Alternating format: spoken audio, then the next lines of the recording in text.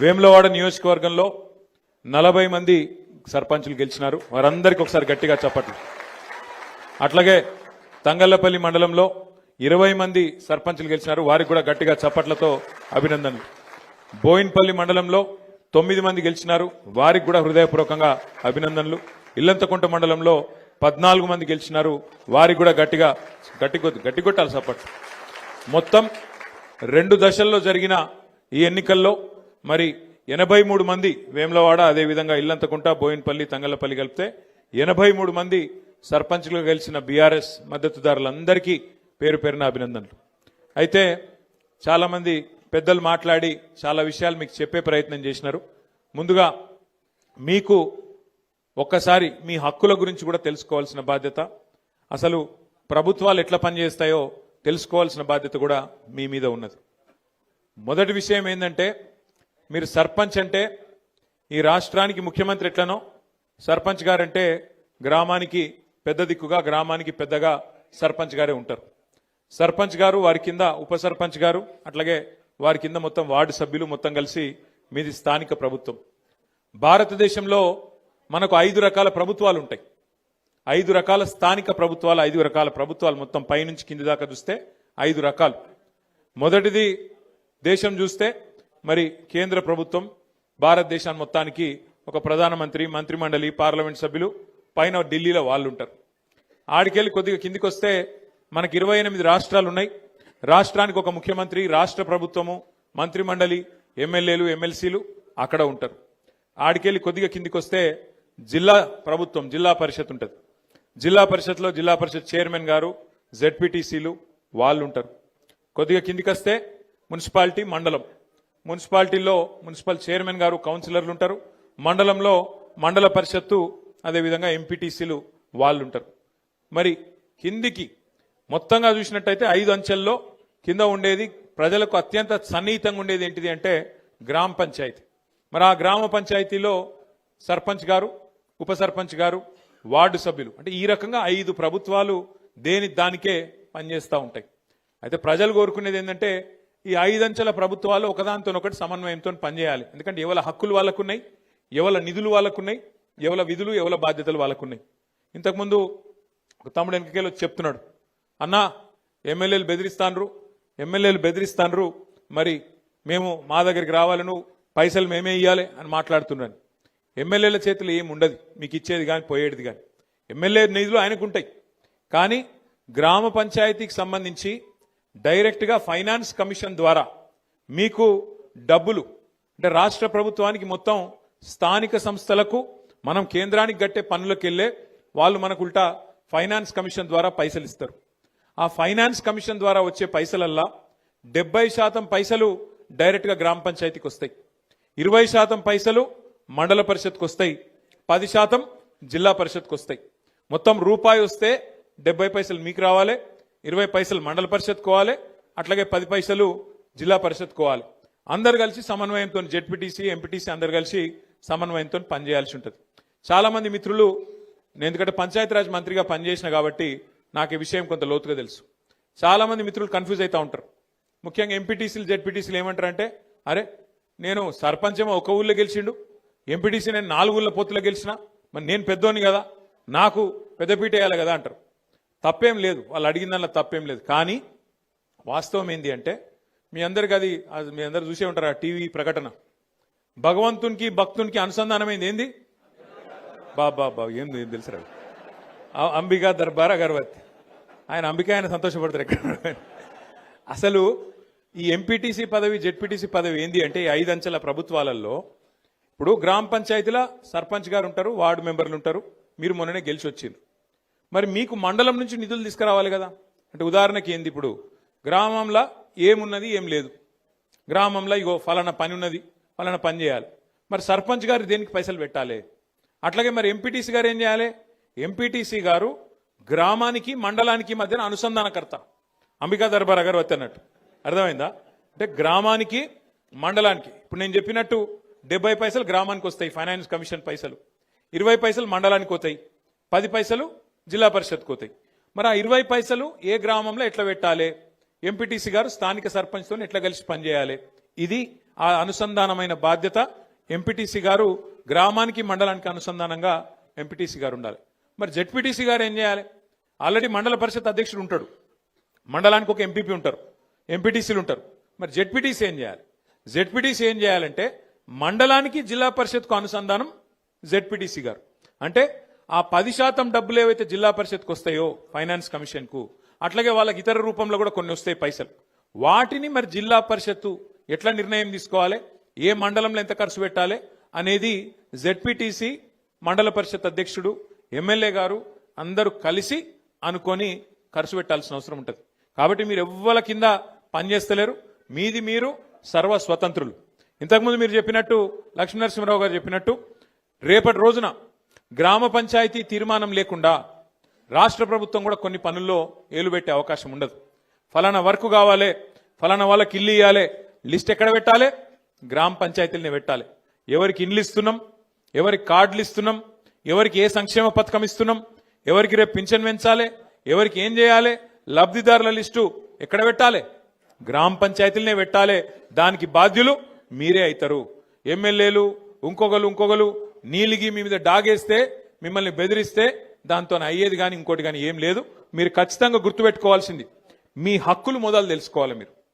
మీకు ఏం అధికారం ఉన్నది, మీకు ఎట్లా నడిపే అధికారం ఉన్నది, ఇది మీరు తెలుసుకోవాలి. తెలుసుకోవాలంటే మాటలతో కాదు. అందుకే నేను జిల్లా ప్రెసిడెంట్ గారిని కోరుతా ఉన్నా, లక్ష్మీనరసింహరావు గారిని, రవిశంకర్ గారిని, అట్లాగే మా మానకొండూరు ఎక్స్ఎమ్మెల్యే గారిని కూడా కోరుతా ఉన్నా. మనం ఇప్పుడు సర్పంచ్ ఎలక్షన్లు 17 తారీఖు నాడు 3వ విడత కూడా అయిపోతాయి. అయిపోయాక జిల్లా పరిషత్ ఎలక్షన్, మండల పరిషత్ ఎలక్షన్ కూడా ప్రభుత్వానికి పెట్టక తప్పది. మరి జనవరిలో పెడతారా, ఫిబ్రవరిలో పెడతారా తెలియదు, పెడతారా అంటుండ్రు. అది కూడా పెట్టుకున్నాక అది కూడా పూర్తవుతుంది. పూర్తయిపోగానే మనం గెలిచిన జెడ్పీటీసీలు, ఎంపీపీలు, ఎంపీటీసీలు, సర్పంచులు, ఉప సర్పంచులు, వార్డు సభ్యులు అందరితో కలిసి మీకు ఒక వర్క్షాప్ పెడతాం. మనం పెద్దలను పిలుస్తాం. ఎవరెవరైతే గతంలో పంచాయతీరాజ్ డిపార్ట్మెంట్లో పనిచేసిన వాళ్ళు ఉన్నారో పెద్దలు, డిపిఓలుగా, డిఎల్పిఓలుగా పనిచేసిన పెద్దలు ఉంటారు, మంచి నిష్ణాతులు ఉంటారు, నిపుణులు ఉంటారు. వాళ్ళని పిలిచి తెలంగాణ పంచాయతీరాజ్ చట్టం ఏంటిది, అందులో సర్పంచ్ గారి విధులేంది, ఎంపీటీసీ గారి విధులేంది, మీ హక్కులేంది, వాటిని ఒకవేళ ప్రభుత్వం ఏమైనా కాలరాసే ప్రయత్నం చేస్తే, ఇప్పుడే మా తమ్ముడు వచ్చి చెప్తా ఉన్నాడు, ఏం పేరు తమ్ముడు మర్చిపోయినరా, అంజీ చెప్తున్నాడు నాకు వచ్చి, అన్నా మా ఎమ్మెల్యే ఓడిపోయినాను బాగా బాధలున్నాడు, చాలా గెలుస్తా అనుకున్నాడు, ఓడిపోయిండు, బాగా బెదిరించిండు. ఒక ఎమ్మెల్యేనే కాదు తమ్మి, ముఖ్యమంత్రి ఏమో తిరుగుతాండు ఈ ప్రచారంలో, మీరు చూసిరు. నాకు తెలిసి చరిత్రలో జరగలే. పంచాయతీ ఎలక్షన్ల, సర్పంచ్ ఎలక్షన్ల ముఖ్యమంత్రి తిరగంగా నేనైతే ఎప్పుడు చూడలే. విజయోత్సవాల పేరిట ఏది 2 సంవత్సరాలు నిండాయి, మేమేదో గొప్పగా నడిపినాం అని చెప్పి విజయోత్సవాల పేరు మీద జిల్లా తిరిగి ముఖ్యమంత్రి గారు కూడా పరోక్షంగా సర్పంచ్ ఎన్నికల్లో ప్రచారం చేశారు. ఇక ఎమ్మెల్యేల బెదిరింపులకైతే ఇక అంతులేదు పొంతులేదు. గెలిపియపోతే చూస్తున్నారు మీరు, ఎమ్మెల్యేలు స్పీచ్లే ఇస్తాను ఓపెన్గా, ఇండ్లియా నా ఇంటి ముంగటికి వస్తే మెడల్ పట్టి నూకుతా అని చెప్పి వాళ్ళు మాట్లాడుతూ ఉన్నారు. అట్లా బెదిరించింది. ఇక కొన్ని దగ్గరలో అయితే ఇంకా అన్యాయం. నిన్న నేను సూర్యాపేట జిల్లాకు పోయినా, నల్గొండ జిల్లాకు పోయినా, అక్కడైతే అన్యాయం. ఒక సోదరుడు మల్లయ్య యాదవ్ గారని ఆయన మీద దాడి చేసి కిరాతకంగా హత్య చేసి చంపేసిండ్రు. ఇంకొకాడ ఒక సోదరుడు మనోడు నామినేషన్ వేస్తే ఆయన ఎత్తుకపోయి కిడ్నాప్ చేసి, ఆఖరికి ఎంత ఘోరమంటిగా చెప్పరాదు, నా నోటితో నేను చెప్పలేకపోతున్నా, అంత కిరాతకం కూడా అక్కడ తిప్పర్తి మండలంలో ఒక మనోడు సోదరుడు ఆయన మీద కూడా చేసినారు. ఇంకో దగ్గరనైతే గెలిచినాక ఓట్లు వేసినాక, గెలిచినాక కాదు, ఓట్లు వేసినాక మన ఓట్లు కావాలని తీసేసి తీసుకుపోయి మోరిలో వారేసిండ్రు. ఇట్లా ఎన్నో కిరాతకాలు చేయంగా కూడా, ఎన్నో రకాలుగా మన వాళ్ళ మీద ఒత్తిడి పెట్టంగా, ఇబ్బంది పెట్టంగా కూడా ఇవాళ రాష్ట్ర వ్యాప్తంగా 2 దశల్లో ఎలక్షన్లు జరిగితే, ఈ 2 దశల్లో కూడా ఒక్కొక్క దగ్గర ఒక్కొక్క తిరుగు, కానీ కొన్ని దగ్గరలో 40%, కొన్ని దగ్గరలో 30%, కొన్ని దగ్గరలో 50%, కొన్ని దగ్గరలో 60-70% కూడా గెలిచి సత్తా చాటిన గులాబీ దండుకు, గులాబీ సైనికులకు నేను శిరస్సు వంచి మీకు అభినందనలు తెలియజేస్తా ఉన్నా. మామూలు విషయం కాదు ఇది. ఎందుకంటే 2 ఏళ్లలోనే ప్రభుత్వం మీద ఇంత స్థాయిలో వ్యతిరేకత వచ్చుడు, ఇంత స్థాయిలో తిరుగుబాటు జరుగుడు, ఇది మామూలు ముచ్చట కాదు. ఎందుకంటే ప్రజలు కూడా జనరల్గా ఎట్లుంటారంటే, ఇంకో 3 ఏళ్ళు గవర్నమెంట్ ఉంది కదా సూతాంతి అన్నట్టు ఉంటారు. కానీ తెలంగాణలో పరిస్థితి అలాగున్నది. మీరు గమనించండి, ఎంత కోపం ఉంటే, ప్రభుత్వం మీద ఎంత వ్యతిరేకత ఉంటే ఇట్లాంటి వ్యతిరేక ఫలితాలు వస్తాయి. ఒకసారి యాద్ చేసుకోండి. మన ప్రభుత్వం ఉన్నప్పుడు 32 జిల్లా పరిషత్లుంటే 32 మనమే గెలిచినాం. 143 మున్సిపాలిటీలుంటే 136 మున్సిపాలిటీలు గెలిచినాం. జెడ్పీటీసీలు దగ్గర దగ్గర 450 దాకా గెలిచినాం. మండలాల దగ్గర దగ్గర 430 దాకా గెలిచినాం. 520 చిల్లర మండలాలు ఉండే అప్పుడు కొద్దిగా పెరిగినాయి ఇప్పుడు. అట్లాగే గ్రామ పంచాయతీలు 12,000 ఉంటే దగ్గర దగ్గర 9,000 మనమే గెలిచినాం. కేవలం అక్కడనో ఇక్కడనో వాళ్ళు ఒక 15-20% గెలిచిరు, కానీ మనం గెలిచినట్టు 30%, 40%, 50-60% వాళ్ళు ఎక్కడ కూడా గెలవలేదు. 2 ఏళ్లు తిరగకుండానే ప్రభుత్వానికి ఈ పరిస్థితి వచ్చింది. మరి పెద్దల ఆత్మవిమర్శ చేసుకోవాలి కాంగ్రెస్ వాళ్ళు. ఎందుకు 2 ఏళ్లు తిరగకుండానే ప్రజలలా ఇంత కోపం వచ్చింది? మనకు కనబడుతూనే ఉన్నది. యూరియా బస్తాల కోసం తనలాడుడే, కరెంటు కోసం ఆగం, ఏ పథకం కూడా చక్కగా అమలు అయితలేదు. రైతు రుణమాఫీ అన్నారు, 2 లక్షలు అన్నారు, ఎక్కడ కూడా చారణకు మించి చక్కగా జరగలే. అట్లాగే రైతు బంధు పెంచుతామన్నారు, 10,000 కేసీఆర్ ఇస్తే మేము 15,000 అన్నారు, ఇలా అది కూడా చక్కగా ఇయ్యలేదు, 2 సార్లు ఎగ్గొట్టిండ్రు. ముసలోళ్ళకు పెన్షన్ పెంచుతామని చెప్పి ఆశ పెట్టి 2,000 4,000 చేస్తామని ఆశ పెట్టి ఆ 2,000 కూడా 2 నెలలు ఎగ్గొట్టింది ఈ ప్రభుత్వం. 2 ఏళ్ళు అయినా కూడా 100 రోజుల్లో చేస్తామని చెప్పి 800 రోజులు అయినా కూడా అవి కూడా చేయలే. మహిళలకు మోసం చేసిండ్రు, నెలకు 2,500 అన్నారు, తులం బంగారం అన్నారు, అవి కూడా ఇయ్యలే. ఇవన్నీ చేయబట్టి ఇలా ప్రజలల్లా విపరీతమైన కోపం ఉన్నది. కానీ మనం బాధపడవలసిన అంశం కానీ భయపడవలసిన అవసరం కానీ ఎంత మాత్రం లేదు. ఇప్పటికే దగ్గర దగ్గర ఆటాన గవర్నమెంట్ అయిపోయింది. ఎందుకంటే ఆఖరి 6 నెలలు 9 నెలలు ఏమి ఉండదు, ఎలక్షనే తప్ప ఏం లేదు. 2 ఏళ్ళు అయిపోయింది, చూస్తుంటేనే 2 ఏళ్ళు ఒడిచిపోయింది. ఇక మిగిలేది ఇంకొక 2 ఏళ్ళే ఉన్నది, ఇంకా తర్వాత ఎలక్షన్ వస్తుంది పక్కా. గెలిచిన సర్పంచులు ఉప సర్పంచులు మీరు ఒక్క విషయం దయచేసి యాద పెట్టుకోండి. ఈ గవర్నమెంట్లో మీరు పనిచేసేది 2-2.5 ఏళ్ళే. మళ్ళీ అటెన్క వచ్చే గవర్నమెంట్లో మన గవర్నమెంట్లో మళ్ళా 2-2.5 ఏళ్ళు మీరే ఉంటారు. కాబట్టి దబ్బన వీళ్ళు ఏమైనా కొద్దిగా కష్టపెట్టినా కొద్దిగా ఇబ్బంది పెట్టినా 1 సంవత్సరం ఓర్చుకోవాలి అంతే. అటెన్క ఏముండదు, వీళ్ళది అటెన్క ఏముండదు. మీకు వచ్చే పైసలు ఎట్లాగ వస్తాయి? గ్రామ పంచాయతీకి రావాల్సిన డబ్బులు కేంద్ర ప్రభుత్వం నుంచి రాష్ట్ర ప్రభుత్వం నుంచి మీ హక్కుగా రావాల్సిన పైసలు, ఫైనాన్స్ కమిషన్ ద్వారా రావాల్సిన పైసలు ఎవడు ఆపలేడు. ఆది శ్రీనివాస్ ఆపలేడు, రేవంత్ రెడ్డి ఆపలేడు, నరేంద్ర మోడీ కూడా ఆపలేడు. ఎందుకంటే అది రాజ్యాంగం, అంబేద్కర్ రాసిన రాజ్యాంగం ఆధారంగా మీకు రావాల్సిన పైసలు బరాబర్ వస్తాయి. ఏమన్నా అయ్యా కూడా ఆపలేడు అది. కానీ ఏమన్నా గిట్లనే ఆడనో ఈడనో బెదిరించే ప్రయత్నం చేస్తారు. వీళ్ళు చాలా లంగాలు కాంగ్రెస్ వాళ్ళు. వాళ్ళ మాటినకపోతే ఏం చేస్తారు? సర్పంచ్ గారిని ఏదో ఒక దానిలో ఇరికిచ్చి వాళ్ళని సస్పెండ్ చేయాలి. ఎందుకంటే అధికారం కదా, సస్పెండ్ చేయాలి. సస్పెండ్ చేసి ఉప సర్పంచ్ వాళ్ళ మనిషిని పెట్టుకోవాలి, వాళ్ళకు బాధ్యత ఇవ్వాలని చెప్పి లంగ కథలు చేస్తారు. అందుకే మనకు కూడా తెలివి ఉంది కాబట్టి, భగవంతుడు వాళ్ళకే కాదు మనకు కూడా తెలివితేటలు ఇచ్చిండు కాబట్టి నేనేం చెప్తున్నా అంటే, జిల్లాల వారీగా సర్పంచులకు అండగా నిలబడతందుకు ప్రతి జిల్లాలో లీగల్ సెల్ ఏర్పాటు చేస్తాం. ఎక్కడ ఎవడన్నా మిమ్మల్ని సస్పెండ్ చేసే ప్రయత్నం చేస్తే వెంటనే 1 సెకండ్ కూడా మీరు ఆలస్యం చేయకండి. జిల్లా పార్టీ ఆఫీస్ ఇక్కడనే మీకు పక్కనే ఉన్నది. ఇక మన జిల్లా గింతనే జిల్లా, చిన్న జిల్లా, 12 మండలాలు, 2 మున్సిపాలిటీలు, చాలా చిన్న జిల్లా మనది. వెంటనే అర్ధగంట లోపల మీరు ఇక్కడికి రావచ్చు. లక్ష్మీనరసింహారావు గారిని, రవిశంకర్ గారిని, రసమై బాలకృష్ణ గారిని, మా తోట ఆగయ్య గారిని నేను కోరుతా ఉన్నా. ఎక్కడ ఏ ఊర్లో చిన్న, ఇప్పుడు 83 మంది మాత్రమే కాదు, ఇంకా 17 నాడు మళ్ళీ ఎలక్షన్ ఉంది, మళ్ళా జోరుదారు గెలుస్తాం, నాకే అనుమానం లేదు. ఎక్కడ చిన్న సమస్య వచ్చినా సర్పంచ్ గాని ఉప సర్పంచ్ గాని వెంటనే ఇక్కడ లీగల్ సెల్ యాక్టివేట్ చేయాలి, వెంటనే కోర్టుకు పోవాలి, మన హక్కుల కోసం మనం కొట్లాడాలి. ఈ విషయంలో రాజీ పడొద్దని చెప్పి నేను కోరుతున్నా. మీకు కూడా ఏ గ్రామంలో నన్ను ఎవడన్నా ఇబ్బంది పెడితే, అధికారో ప్రభుత్వంలో ఉన్న పెద్దలో ఇబ్బంది పెడితే 1 సెకండ్ కూడా మీరు ఆలస్యం చేయొద్దు. మీ ఇన్ఛార్జ్ గారికి వెంటనే చెప్పి అన్నాగో ఇట్లా చేస్తున్నారు, వీళ్ళు ఆగం చేస్తున్నారు అని చెప్పి వెంటనే మీరు స్పందించి ఎక్కడ వాళ్ళు అక్కడ హుషారుగా కాపాడుకోవాలి. ఎందుకంటే గెలిపించడం ఒక్కడే కాదు కదా, గెలిచినాక కాపాడుకుంటూ కూడా మన బాధ్యత.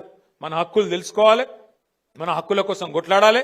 ఖచ్చితంగా రాజ్యాంగం ఆధారంగా మనకు ఏదైతే రావానో వాటిని బ్రహ్మాండంగా వసూలు చేయాలి, బ్రహ్మాండంగా హక్కులు తీసుకోవాలి. అయితే ఇంకొక మాట కూడా నేను మీకు విజ్ఞప్తి చేస్తున్నా. 10 ఏళ్లలో మనం ఏం చేసినాం, ఇవాళ ఈ 2 ఏళ్లలో ఈ ప్రభుత్వం ఏం చేసింది గ్రామాలకు ఒక్కసారి నాకంటే బాగా మీకే తెలుసు. ఒకసారి యాద్ చేసుకోండి, ప్రజలకు కూడా యాద్ చేపియండి. 10 ఏళ్లలో మన ప్రభుత్వం ఉన్నప్పుడు భారతదేశానికే ఆదర్శంగా పల్లెలను నిలిపిండు కేసీఆర్ గారు.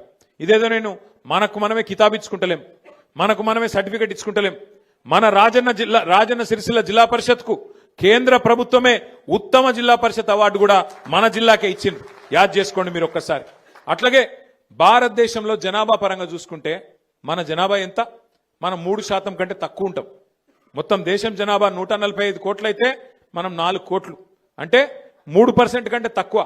కానీ 3% కంటే తక్కువ జనాభా ఉన్న రాష్ట్రం కేంద్రం పంచాయతీరాజ్ అవార్డులు ఏది ఉత్తమ పంచాయతీలు ఎక్కడున్నాయని ప్రకటిస్తే 3% కంటే తక్కువ జనాభా ఉన్న రాష్ట్రం 30% అవార్డులు కొట్టినాం మనం కేసీఆర్ గారి నాయకత్వంలో ఉత్తమ పంచాయతీలు.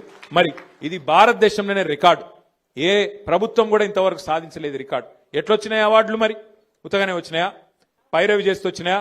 కాదు, పని చేస్తే వచ్చినాయి. ఏం పని చేసినాం? ప్రతి ఊళ్ళో ఒక నర్సరీ పెట్టినాం, ప్రతి ఊళ్ళో ఒక డంప్ యార్డ్ పెట్టినాం, ప్రతి ఊళ్ళో ఒక ట్రాక్టర్ పెట్టినాం, ప్రతి ఊళ్ళో ట్యాంకర్ పెట్టినాం, ఒక ట్రాలీ పెట్టినాం, ప్రతి ఊళ్ళో ఒక శ్మశాన వాటిక పెట్టినాం, ప్రతి ఊళ్ళే ఒక పల్లె ప్రకృతి వనం కట్టినాం, ప్రతి ఊరికి ఒక ప్రణాళిక, మన ఊరు మన ప్రణాళిక అనే ఒక ఆలోచన తీసుకొచ్చి ఎవల నిధులెన్ని ఎవల విధులేంది అని డిసైడ్ చేసి నెల నెల టంచన్గా మనకు ఫైనాన్స్ కమిషన్ నుంచి వచ్చే పైసలు బ్రహ్మాండంగా గ్రామ పంచాయతీలకు అందజేసినాం. అందజేస్తే ఏం జరిగింది? పని జరిగింది. ఒక చెట్టు పెడితే చెట్టు చచ్చిపోవద్దు అని చెప్పి హరితహారం కార్యక్రమం ప్రారంభిస్తే కేసీఆర్ గారు పంచాయతీరాజ్ చట్టంలో పెట్టిండు. ఏమని? 85% చెట్లు బతకాలే, బతికేటట్టు చూసుకునే బాధ్యత సర్పంచులు, ఉప సర్పంచులు, వార్డు సభ్యులు మీరే తీసుకోవాలని. ఇలా కొన్ని ఊర్లు తిరుగుతుంటే నిజంగా కడుపు నిండినంత సంతోషం అవుతుంది. ఆ పెరిగిన చెట్లు, ఏపుగా పెరిగిన చెట్లు అద్భుతంగా నీడనిస్తుంటే, మన పిల్లలకు రక్షణ ఇస్తుంటే గొప్పగా హృదయం ఆనందంతో ఉప్పొంగిపోతుంది. నిన్న నేను సూర్యాపేట జిల్లాకు పోయి ఆడికెళ్ళి మన తుంగతుర్తి పోయి తుంగతుర్తికి వెళ్ళి సూర్యాపేట పోతుంటే అక్కడ మధ్యలో ఒక ఊర్లో ఆగిన మనోళ్ళు ఆపితే, అక్కడ అప్పుడే ఎలక్షన్ అయింది, కౌంటింగ్ అవుతుంది, మనోళ్ళు ఆపినరు. ఆగిన నేను ఆగితే ఆ ఊరు పేరు ఏపూరు. ఆ ఏపూరు అనే గ్రామం నిజంగా ఎంత గొప్పగా అనిపించిందంటే నాకు, మంచిగా ఆడ చెక్ డ్యామ్ కట్టిరు. ఆ చెక్ డ్యామ్ పక్కన మొత్తం నీళ్ళు ఆగి ఉన్నాయి. మంచిగా బతుకమ్మ ఘాటు కట్టుకున్నారు, ఆడ మంచి ఇట్లా మెట్లు కట్టుకున్నారు. పెద్ద ఊరు, దగ్గర 3000 ఓట్లు ఉంటాయి, పెద్ద ఊరు. ఆ ఊళ్ళే మొత్తం ఒక వైకుంఠ ధామం కట్టిరు, ఒక పెద్ద శివుని విగ్రహము, వైకుంఠ ధామము, మంచి కాంపౌండ్ వాళ్ళు, బ్రహ్మాండంగా ఉత్తమ గ్రామ పంచాయతీగా వాళ్లకు దేశంలోనే అవార్డు వచ్చింది. అట్లా ఆ తీరుగా పనిచేయాలి చేస్తే. ఎందుకంటే సర్పంచ్ చేయాలి, మీరు గెలిచిరు, సంతోషం, 5 ఏళ్లకు మీరే ఉంటారు, గ్రేటు. కానీ పని చేసి చూపెడితే, పని చేసి ప్రజలకు, ఎందుకంటే ప్రతి ఒక్కరు మీరు మాట ఇచ్చింటారు, ఫలానా పని ఫలానా పని ఫలానా పని నేను చేస్తా అని చెప్పింటారు. కాబట్టి మనం చేయాల్సిందల్లా ఏంటంటే పదవులకు వచ్చుడు ముఖ్యం కాదు. పదవులకు వచ్చినాక ఆ పదవికి వన్నె తెచ్చే విధంగా, ఆ పదవికి గౌరవం పెంచే విధంగా ప్రజల ముందు నడుచుకుంటేనే మనని యాది పెట్టుకుంటారు. ఇగో ఫలానా సర్పంచ్ గారు ఉన్న టైంలో ఇగో ఫలానా పని అయింది, ఇంత గొప్పగా పనిచేసి మా ఊరును బాగా చేసిండ్రు అనే విధంగా ఆలోచించడం జరుగుతుంది. ప్రజలు కూడా యాద్ చేసుకోవడం జరుగుతుంది. ఎందుకంటే పదవులు పోతాయి, ప్రాణాలు కూడా పోతాయి, కానీ మిగిలేది పేరు ఒక్కటి మాత్రమే. మిగిలేది మనిషికి జీవించినంత కాలం మంచిగా పనిచేస్తే మరణించిన తర్వాత కూడా మిగిలేది పేరు ఒక్కటే. కాబట్టి దయచేసి నేను మిమ్మల్ని కోరేది, ఏ గౌరవం అయితే ప్రజలు మీకు ఇచ్చిండ్రో, ఏ గౌరవం అయితే మన పార్టీ నాయకులు కార్యకర్తలు ఇవాళ కష్టపడి మీకు అందించినరో, మీ గెలుపును అందించినరో, మీరు ఆ గెలుపును ఆస్వాదించండి. కానీ మీకు వచ్చిన ఈ పదవిని ప్రజల కోసం, మన పనుల కోసం, గ్రామం పనుల కోసం పూర్తి స్థాయిలో వినియోగించండి. అండగా మేముంటాం. మన ఎమ్మెల్సీలు ఉన్నారు, ఎమ్మెల్యేల సంబంధించి మరి కొంతమంది ఎంపీలు ఉన్నారు, 4 రాజ్యసభ ఎంపీలు, అక్కడనో ఇక్కడనో కొంత నిధులు కూడా అందించే ప్రయత్నం తప్పకుండా చేస్తాం. భయపడవలసిన అవసరం లేదు. అట్లాగే మీకు ఫైనాన్స్ కమిషన్ ద్వారా వచ్చే డబ్బులు రొటీన్ గా రాజ్యాంగబద్ధంగా వచ్చేటి ఎట్లాగూ వస్తాయి. ఇయ్యకపోతే అసెంబ్లీలో, శాసన మండలిలో, పార్లమెంట్ లో వాళ్లను తప్పకుండా నిలదీసి ఆ డబ్బులు ఇప్పించే బాధ్యత కూడా మేము తీసుకుంటామనే మాట కూడా నేను మీకు విజ్ఞప్తి చేస్తున్నా. మీ మీద ఎవరు ఏమీ చేయలేరు. ఎవరు బెదిరించినా, ఎవరు ఎన్ని రకాల ప్రలోభాలు పెట్టినా వాటికి లొంగకుండా మీరు ఆల్రెడీ గెలిచి వచ్చినారు. చాలా చాలా సంతోషం. నేను మిమ్మల్ని కోరేది ఒకటే, అరే మన పని అయిపోయింది, మరిగా మనం పక్క కూర్చుంటామంటే నడవదు. ఇంకొక మన జిల్లాలోనే ఇంకొక 4-5 మండలాల్లో ఎలక్షన్ ఉంది. అక్కడ కూడా మీరు దిగాలి. మీ చుట్టాలో, దోస్తులో, వాళ్ళో వీళ్ళు ఉంటే మన పార్టీ నాయకులు గెలిచేటట్టు. ఎందుకంటే ఒక్కొక్కరు ఎలక్షన్లు ఎంత కష్టపడ్డారో మీకు తెలుసు, మీ ఎలక్షన్లు ఎంత తనలాడిరో మీకు తెలుసు. కాబట్టి అక్కడ మనోళ్ళు కూడా కొట్లాడుతున్నారు 17 తారీఖు రోజు. వాళ్ళు కూడా గెలిచేటట్టు మీరు కూడా మరి వేడి నీళ్ళకు సన్నీళ్ళు సాయం అన్నట్టు కొంత సాయం చేయండి. అవసరమైతే ఒక రోజు ఒక పూట అడిదికి పోయిరాన్రి.